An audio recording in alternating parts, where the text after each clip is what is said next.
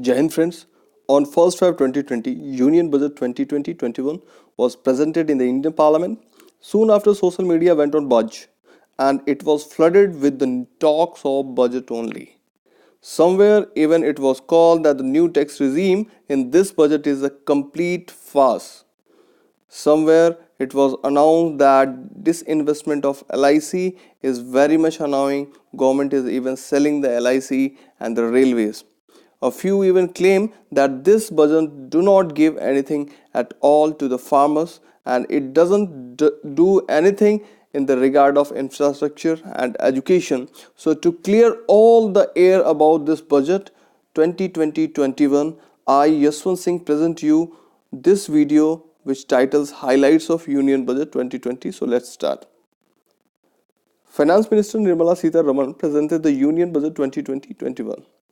She claimed that this is a budget to boost the income and increase the purchasing power of our people. Then there were three prominent themes of the budget which was covered on the ease of living. First, aspirational India. Second, economic development. Third, caring society. Under the aspirational India, there were three things: agriculture, irrigation, and rural development. Second, wellness, water, and sanitation. Third, education and skills. Under the economic development, there were three things: industry, commerce, and investment. Second, infrastructure. Third, new economy. Under the caring society, there were three things: women and child social welfare. Second, culture and tourism. Third, environment and climate change. Then, GDP growth for 2019 and 20 being at an 11-year low at 5%. But I will tell you, it is India's GDP is still the fifth largest in the world, and it is at 2.9 trillion US dollar, and it is at the fifth place. At the fourth place is Germany with 3.9 US trillion dollar. At the third place is Japan with 5.2 US trillion dollars.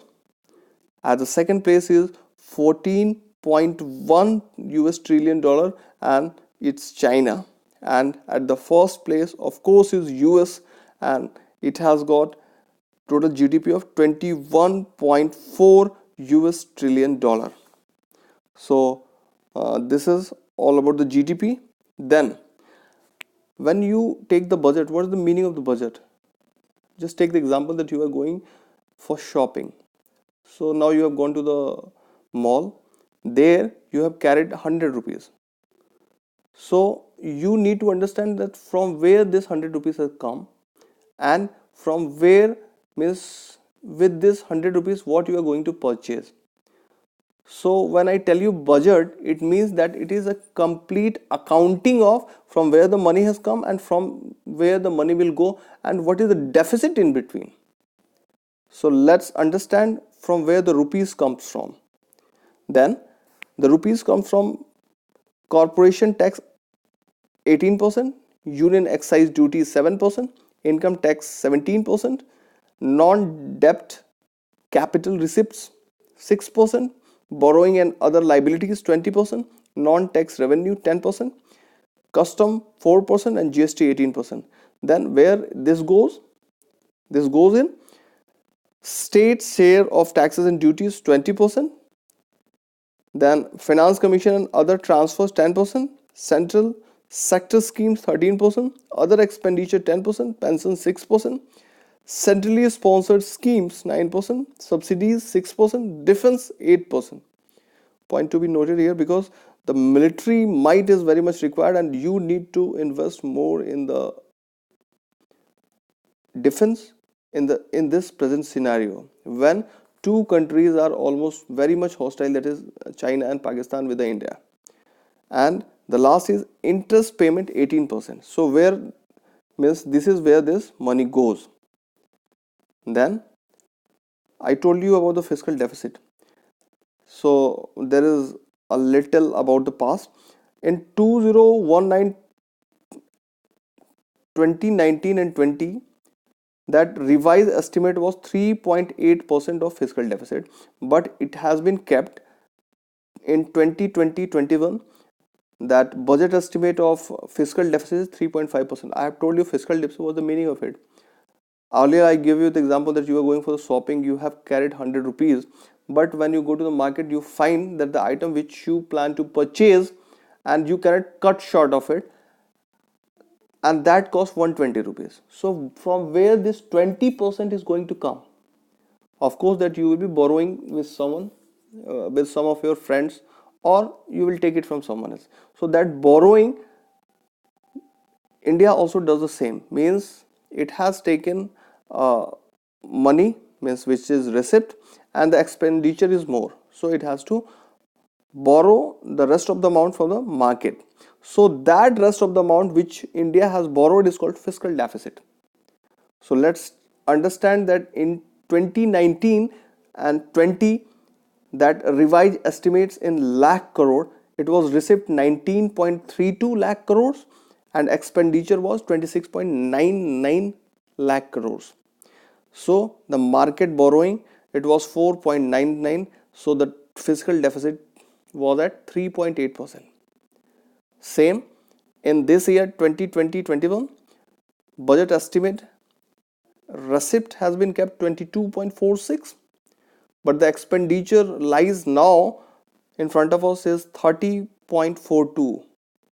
So if you see the difference, that is 5.36 that India has to borrow, and it is called net market borrowing, and this is the fiscal deficit, and this year it will be 3.5%. Then, so you could understand what is fiscal deficit here. Then I will tell you that what are the heads where India is going to put its money in. So the heads in the pension, it's going to put 2,10,682, defense 3,23,053, and whatever the money I'm saying, it's in rupees, and it's in of course in crores. Major subsidies 2,27,794 crore rupees. Then agriculture and allied activities 1,54,775 crore rupees. Commerce and industries 27,227 crore rupees. Development of Northeast 3,049 crore rupees. Education 99,312 crore rupees. Energy 42,725 crore rupees. External affairs 17,347 crore rupees. Finance 41,829 crore rupees. Health 67,484 crore rupees. Home affairs 1,14,387 crore rupees. Interest 7,08,203 crore rupees. IT and telecom 59,349, and planning and statistics 6,094 crore rupees. Rural development 1,44,817 crore rupees. Scientific departments 30,023 crore rupees. Social welfare 53,876 crore rupees. Tax administration 1,52,962. Transfer to states 2,447,000 rupees, 447 crore rupees, and transport 1,69,637 crores rupees. Union territories 52,864 crore rupees. Urban development 50,040 crore rupees, and others 84,256 crore rupees. So the grand total and expenditure estimate is 30,42,230 crore rupees. So these are the heads where the government is going to put its money in. Now you will see the defense budget is has been kept very much, that is 323,053, and which is 323,053 crore rupees, which is very much required at this stage, because India now puts two of its hostile nations in its neighborings, in as a neighbor countries. Then there is some new tax regime that in the introduction itself I told you that some in the social media are calling that this new tax regime which has been announced is a farce. Let us go in detail and see that whether means really it is it a farce. So the income per annum up to 2.5 lakh rupees, the old tax rate used to be no tax, and in this tax rate 2020-21 it is no tax. For the income per annum up to 2.5 lakh to 5 lakh rupees, old tax rate was 5%, now it is no tax. For income per annum 5 lakh to 7.5 lakh rupees, earlier old tax rate was 20%, but in this tax rate it is 10%. For income per annum 7.5 lakh to 10 lakh, old tax rates were 20%, now it is 15%. For income per annum 10 lakh to 12.5 lakhs, old tax rate was 30%, but now it is 20%. Income per annum rupees 12.5 lakh to 15 lakh, old tax rate was 30%, now it's 25%. But for the above 15 lakh income per annum, old tax rate was 30%, and still it is 30%. You could see that there is change in all this data except above 15 lakh rupees. Of course, that if you call the new tax regime is a farce, I do not find any ways why you are saying so. Let's see a little more in detail. That out of 100 exemptions currently in IT Act, government has removed 75 exemptions such as leave, travel concession, house rent allowance, standard deduction, deduction for entertainment allowance and employment professional tax, interest under section 24 in respect of self-occupied or vacant property, any deduction under chapter 6A like section 80C, 80 triple C, 80 double C D, 80 D, 80 DD, 80 DDB, 80 E, 80 double E, 80 double EA, 80 double EB, 80 G, 80 double G, 80 double GA, 80 double GC, 801A, 80-1AB, 80-1AC, 80-1B, 80-1BA, etc. And if one wishes to pay low tax rate as proposed in budget 2020-21, then he must use this new tax regime. But if he wants that this 75 exemptions which was earlier there and it has been removed now, and you are means you calculate everything, and if you find that you are not comfortable with it, you can still pay your taxes as per the old rate. So this new tax regime is for the persons who have lesser investment, and the old tax regime is for the persons who have greater investments. So now you could understand that it is not a fast, but it is a tolerance given to the people that you can choose still that you want to follow first one or the second one.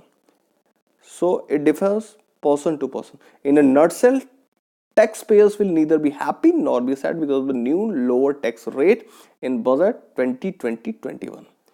But the government says that it will let go, means still it is letting go 40,000 crores per year because of new tax rates. Then companies will no longer be required to pay dividend distribution tax. That means that it will allow more fund and more foreign direct investment to come in the country. Then there will be Aadhaar based verification for GST compliance to be introduced. Then Aadhaar based quick issuance of PAN announced. Then we will see that in economy and finance what the government has brought in this budget 2020-21. So for the bank deposit insurance cover has been increased from 1 lakh to 5 lakh per depositor, and it is planned to amend the Companies Act to decriminalize civil offences. Earlier you might not be knowing the complete Companies Act, but if you by fault you commit a few things which is a punishable offense in the punishable civil offense in the Companies Act, that will be amended and that will be taken away. Then government to sell part of its stake in LIC via public offering. I will tell you that in LIC the government has 100% of stake. Now that in media there is much of talk that India's economy is going 11 years low. I will tell you that for doing macroeconomic changes, macro infrastructure changes, this money is required, and for more money you need to disinvest a few of the institutions or few of the things like LIC, so you can raise the money by public offering. So that doesn't mean that government is selling it, it is for the better good of the Indian economy.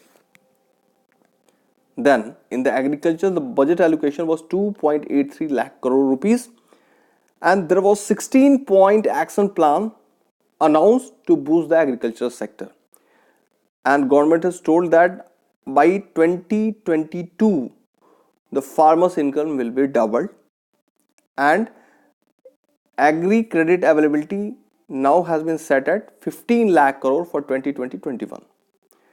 Then for the 100 water state districts, means where the water scarcity is there, comprehensive measures will be taken. Then the village storage scheme will now run by women. Indian Railways to have refrigerated coaches capability in Kisan trains to carry perishable and milk. Provided 20 lakh farmers to stand alone solar pumps. You can understand the government is giving 20 lakh farmers standalone solar pumps, and those means after this 20 lakh government will give to 50 lakh farmers to solarize their power grid. Then there will be Krishi Udan on international and national routes.